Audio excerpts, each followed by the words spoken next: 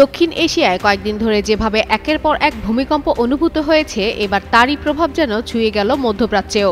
Saudi আরবে পশ্চিমাঞ্চলে অনুভূত হয় মৃদুকম্পন। এছাড়া ইরান ও ইরাকেও রেকর্ড করা হয় তুলনামূলক শক্তিশালী ভূমিকম্প। এতে 3 দেশেই বেড়েছে সতর্কতা। রোববার সংবাদ মাধ্যম সৌদি গ্যাজেটের এক প্রতিবেদনে বলা হয়, শনিবার সৌদির জাতীয় সিসমিক মনিটরিং নেটওয়ার্ক হরাত আল সাকা এলাকায় 3.4 মাত্রার এই ভূমিকম্প রেকর্ড করে।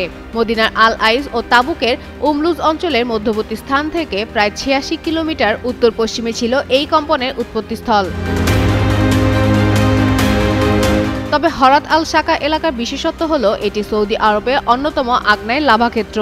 যদিও ভূমিকম্পটি ছোট ছিল, তবুও নিরাপত্তার স্বার্থে বিষয়টি গুরুত্বের সঙ্গে পর্যবেক্ষণ করছে দেশটির ভূতাত্ত্বিক সংস্থা। এদিকে একই সময়ে ইরাকে অনুভূত হয় 5.09 মাত্রার একটি কম্পন। সৌদি জিওলজিক্যাল সার্ভের তথ্য অনুযায়ী এই অঞ্চলের ভূকম্পনও প্রায় একই সময় রেকর্ড করা হয়। তবে এখন পর্যন্ত সৌদি ও ইরাকে বড় কোনো ক্ষয়ক্ষতির তথ্য পাওয়া যায়নি। আরেকটি ভূমিকম্প রেকর্ড করেছে মার্কিন ভূতাত্ত্বিক জরিপ সংস্থা ইউএসজিএস।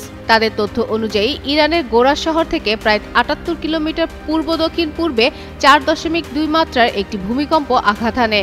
মধ্যম মাত্রার এই কম্পনটি সোমবার সকালে রেকর্ড করা হয়। তবে এই এলাকাতেও ক্ষয়ক্ষতির কোনো তথ্য পাওয়া যায়নি।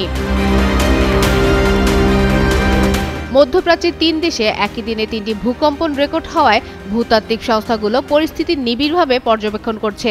বিশেষজ্ঞরা বলছেন, সামান্য মাত্রার হলেও ধারাবাহিক কম্পন ভূচাপের পরিবর্তন সম্পর্কে গুরুত্বপূর্ণ ইঙ্গিত দিতে পারে। আপাতত 3 দেশের পরিস্থিতি স্বাভাবিক রয়েছে, তবে সতর্কতা বজায় রাখা হচ্ছে। ফাতেমা ফাতেহ জান, যুগান্তর নিউজ।